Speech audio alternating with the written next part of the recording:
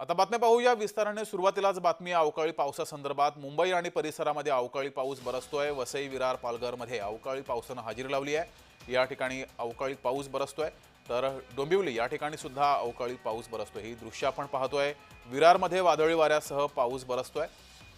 दुबार शेती करणाऱ्या शेतकऱ्यांचं पालघरमध्ये नुकसान झालेलं आहे, तर मुंबई परिसरामध्ये सुद्धा अवकाळी पाऊस बरसतोय।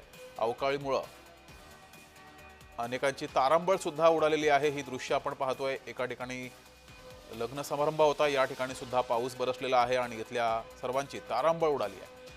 तर विरार परिसरामध्ये हा पाऊस बरसलेला आहे। वसई, विरार, पालघरमध्ये अवकाळी पाऊस बरसलाय। विरारमध्ये वादळी वाऱ्यासह पाऊस बरसलेला आहे, तर पालघरमध्ये दुबार शेती करणाऱ्या शेतकऱ्यांचं नुकसान झालंय।